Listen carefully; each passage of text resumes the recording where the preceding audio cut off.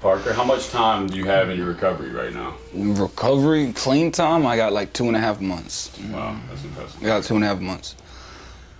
What is your drug, or what was your drug or drugs of choice? My main drug of choice was meth. My second was heroin, and I used to smoke crack back in the day. Okay, so pretty much whatever. Yeah, pretty much. All right. When did you first start using, and what are some of the factors that led to that? Started using when I was around 11 years old, and one of the main factors into that was my parents were arguing a lot, and I had just gotten in trouble in school for a lot of things, and everybody kept on telling me I was gonna fail this, I was gonna fail that, no matter what. So I thought I'd go ahead and, start messing up. Plus the people I wanted to be involved with were using, and I just wanted to fit in really. Whenever I was younger, and yeah, trying to fit in and trying to fulfill their prophecies for what they told you you were. They told me everything would get better. It didn't really turn out that way, but. All right, good deal.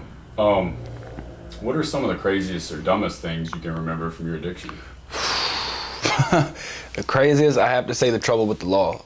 That's gonna have to be the craziest things I was involved in, but because it was either lose my freedom or risk losing my life trying to avoid it.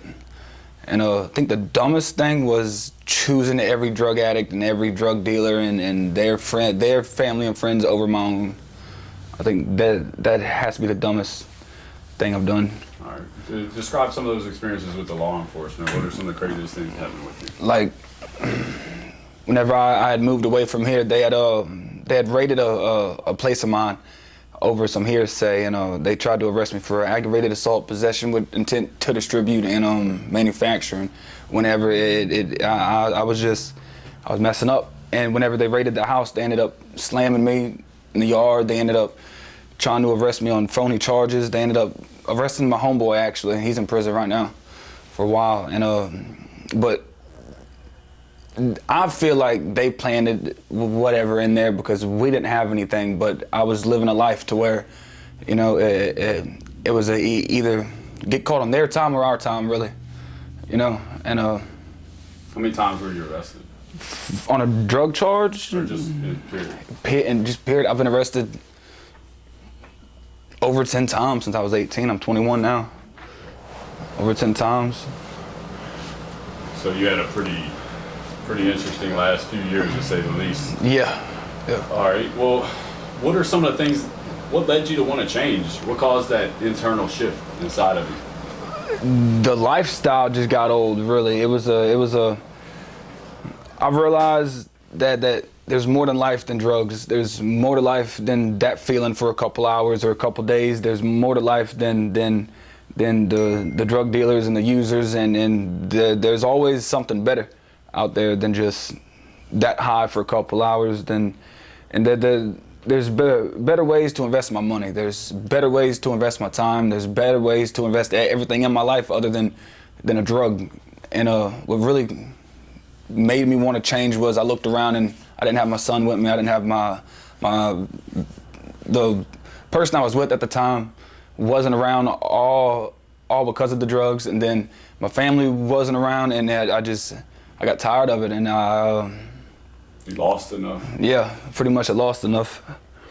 Yeah, that's what it takes sometimes. Well, what are some of the biggest emotional hurdles that you've climbed since then, or even during then, and which ones are you struggling with now? The ones I'm struggling with now has to be my depression and the loneliness. I ain't gonna lie, because whenever you have drugs and money, everybody's around you, everybody's with you, everybody wants to be around you, everybody wants to be your best friend. And I haven't had none of that, so I've really been on my own since I started to get clean.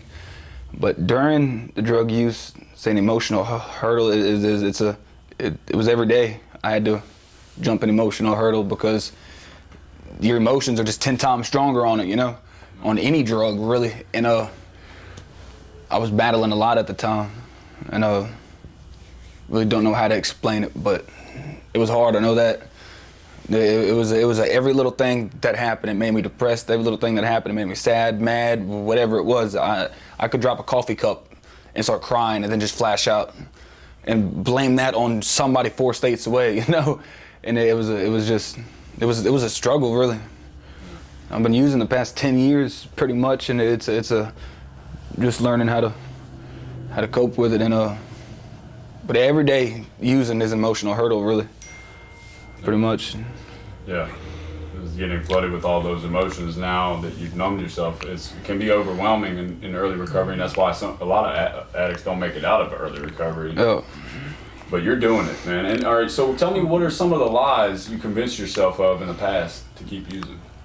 That my drug use wasn't a problem. That it was just everybody else not understanding how much I was using, how I was living. Nobody, I thought nobody understood, but really everybody understood, and it was me who didn't, you know. And yeah, it was just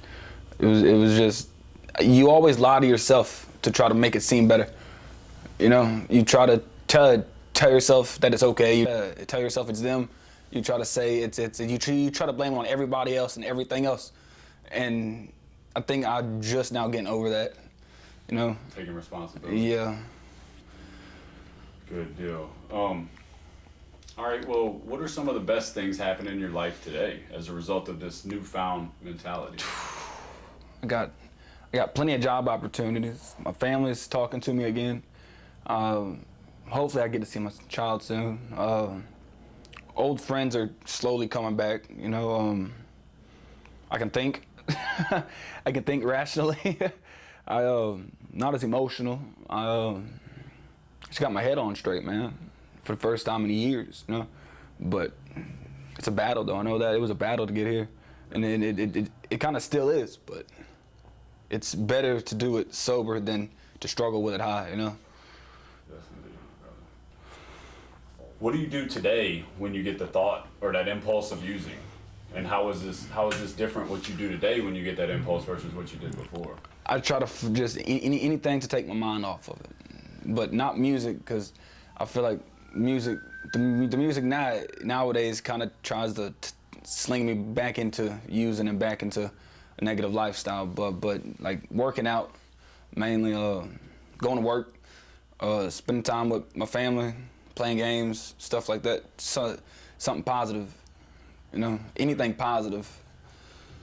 Doing things that are productive can kind of help those feelings from coming up. Yeah, of course.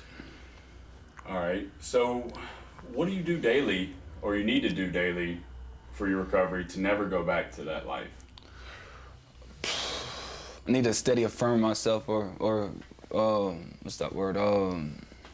Remind myself that my worst day sober is better than my best day high, you know. And it's how it works, because I'd rather constantly remind myself of all the positivity I have now than go back and be reminded of the negative actions and situations I had then, you know. Yeah. So I just kind of think back on the past, and it stops me. Play it out. Yeah. Walk back through all of those negative experiences. Yeah. And say, whoa, I don't want to go back there. That's good, man. Keep doing that. It's working for you. What is the most challenging thing that you've battled this far in your recovery? What's your biggest obstacle you feel like you've climbed? The biggest obstacle I feel like I climbed is control of my addiction. I feel like I have most control over it here at the moment, because I've found more coping skills. I've found more. Because a year ago I didn't have no coping skills for. I didn't have nothing like that. Every tiny little situation I'd run to use. It didn't matter what it was. The wind could blow the wrong way and knock something down, and it was over with. You know, I was going to get high. But now I feel like I've overcame the obstacle of the weakness of it. You know, so. Yeah, you're getting stronger daily now. Yeah. All right. Well, what is the most challenging thing? So that's the most challenging thing you battle in your recovery. What kind of obstacles do you think lie ahead, and how will you prepare for them? I think the obstacles that lie ahead is dealing with everyday life, dealing with bills, dealing with work, dealing with emotions, dealing with all of that. That's gonna be the next battle to deal with, you know. And the way I'm gonna overcome it is just pray, really. Just pray and try to maintain and focus on the positive and not the negative. Right on. Yes, that internal shift is strong with you. You got to keep it. Hold on to the momentum that you grab now. This is good stuff, man, and people are gonna want to hear this. And this question is extremely important, and this is the last one we'll have today. Name a few things that you're grateful for today. Today, I'm grateful to be alive. I'm grateful not to be high. I'm grateful to have family, friends. I'm grateful to have my dog. I'm grateful to I'm grateful to want to go outside. I'm grateful to everything, really. Pretty much everything, man, because using in the peak of somebody's addiction, they're not really grateful for anything, you know? And nowadays, I'm grateful for everything, you know? Right on. I think gratitude is the only way to be in our recovery. We have to find those things to be grateful for. If not, we're going to be nitpicking and figuring out everything that makes us upset or irritable. All right. Do you have anything else you want to let anybody know from the heart? Just stay strong. You can do it, you know? It just takes patience and time, and anybody can do it. Everybody's strong enough. You just got to put your mind to it, and that's it, you know? Right on, brother. Well, I appreciate your time today, man, and hopefully this is going to shed some light on a lot of people and help people to make the decision to do what you're doing today, which isn't an easy decision to come and to walk the walk, man. Yes, sir. An easy decision would be to keep going in that lifestyle. Yeah.